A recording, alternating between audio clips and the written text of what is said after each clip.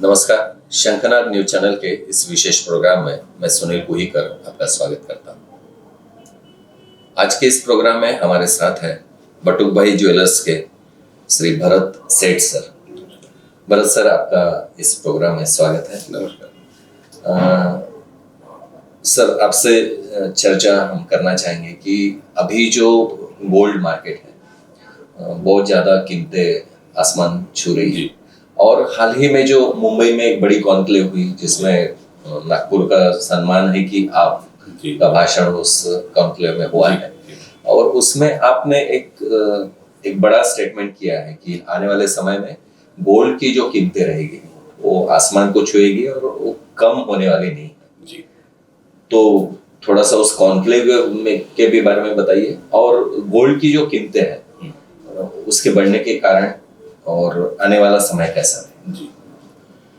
पिछले 11 अप्रैल को मुंबई जियो में कन्वेंशन सेंटर में जी, वहाँ पे कामाख्या गोल्ड आउटलुक करके कॉन्क्लेव होता है। ये उसका तीसरा एडिशन था और मुझे उसमें भाग लेने का सौभाग्य मिला।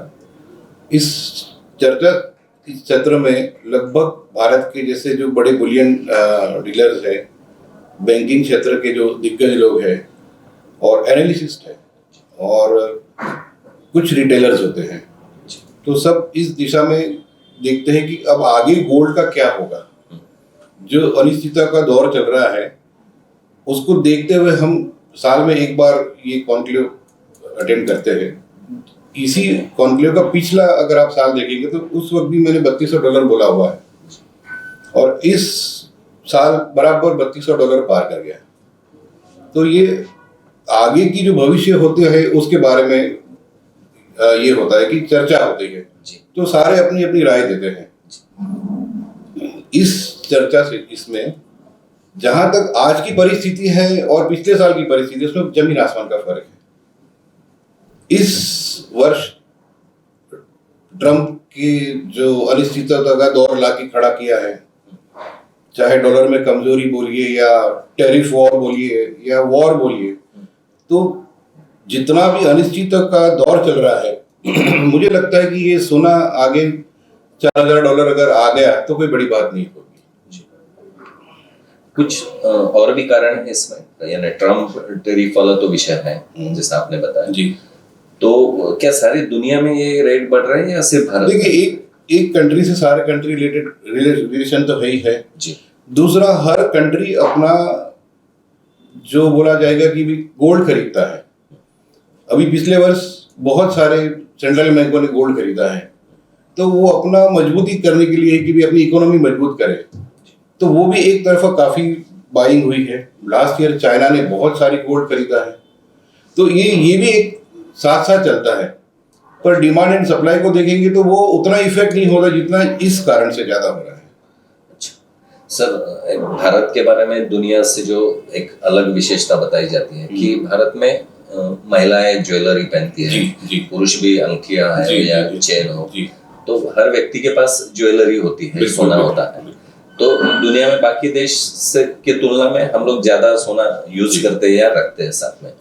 तो क्या भारत बाकी देशों से अमीर है इस बारे में? तो देखिए, आज भारत के हर घर में अगर 10 ग्राम भी गोल्ड आप पकड़िए तो आप भारत की ये देख के तो काफी पॉपुलेशन को देख के तो बहुत बड़ा रोल होता है। और हम लोग का गोल्ड से अटैचमेंट अलग है। मतलब आप अगर और कहीं का देखते हैं तो वो इकोनॉमी को लेके कर सकते हैं या और भी किसी तरह से गोल्ड का यूज हो सकता होगा। हमारे यहाँ इमोशनल ज्यादा है, कोई भी अटैचमेंट ज्यादा है, चाहे शादी हो, चाहे और कुछ हो, चाहे बच्चे के जन्म से लेके मरण तक का बोलिए आप, तो गोल्ड का हर जगह आपका उपयोग होना ही होना है। और एक बात है कि जैसे ज्वेलरी से रिलेटेड गोल्ड तो मेन है, लेकिन बाकी जो चीजें हैं, चांदी है, प्लेटिनम है, हीरे है, तो क्या इसके भी रेट पे कोई इफेक्ट है? देखिए, जब गोल्ड बढ़ता है तो चांदी साइमल्टेनियसली बढ़ती ही है। अच्छा। और प्लेटिनम का उतना इफेक्ट नहीं होता है, पर कुछ वर्षों में प्लेटिनम भी बढ़ के आया है थोड़ा सा, क्योंकि प्लेटिनम की डिमांड अपने आप बढ़ती है। जब गोल्ड महंगा होता है तो प्लेटिनम सस्ता हो जाता है थोड़ा। तो वो कारण से, जैसे किसी जमाने में आप देखेंगे तो पहले गोल्ड से प्लेटिनम महंगा होता था जी, पर अब प्लेटिनम गोल्ड से सस्ता है, तो लोगों का झुकाव प्लेटिनम की तरफ भी आ गया कि भाई चलो एक चेन खरीद सकते हैं तो वेडिंग बैंड्स खरीद लेंगे हम। हीरे की क्या स्थिति है?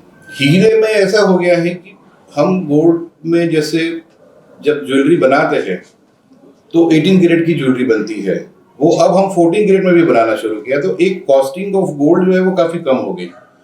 तो अगर कोई 5 लाख का सोने का सेट लेने आता है और वो उसको हम सजेस्ट कर दें कि आप 5 लाख का हीरे का सेट भी देख लीजिए, तो उसको शायद 5 लाख का हीरे का सेट ज्यादा अच्छा लगने लगता है।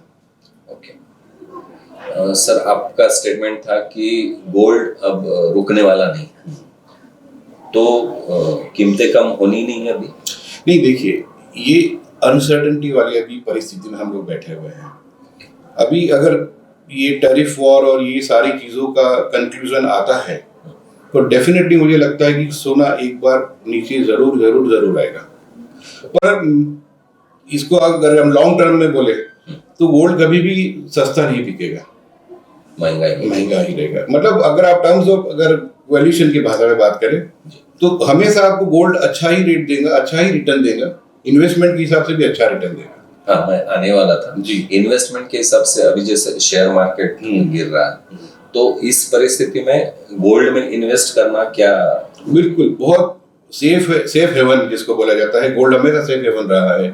आप पूरा पिछले कई सालों का, वर्षों का, 50 वर्षों का भी अगर आप एनालिसिस निकाल के देखेंगे तो गोल्ड ने कभी धोखा नहीं दिया। जी। और बटुक भाई ज्वेलर्स एक शहर का जाना माना नाम है। जी। तो एज ए एंटरप्रेन्योर आप बटुक भाई ज्वेलर्स करके आप नागपुर के लोगों को या पूरे महाराष्ट्र या देश के ही लोगों को हम बोलेंगे कि आपकी क्या सलाह रहेगी इन्वेस्टमेंट की दृष्टि से या मार्केट की भी दृष्टि से? नहीं, मैं तो हमेशा बोलता हूँ कि देखिए साहब, मैंने बचपन में 750 रुपये 10 ग्राम सोना बेचा हुआ है जी। तो मैं लोगों को बोलता हूँ, मेरे जितने भी लोग आते हैं, 2 जनरेशन के लोगों से मैं बात करता हूँ कि भाई मैंने 750 रुपये 10 ग्राम बेचा हुआ है, शायद मैं छोटा था, बचपन की बात कर रहा हूँ, तो मैं आपके सामने कोई बहुत बड़ा बुजुर्ग भी नहीं बैठा हूँ कि भाई मैं पिछले कई जमाने पहले की बात कर रहा हूँ। तो मैंने अपनी जिंदगी में 750 रुपये से लेके 95,000 तक का सोना देखा ही हुआ है।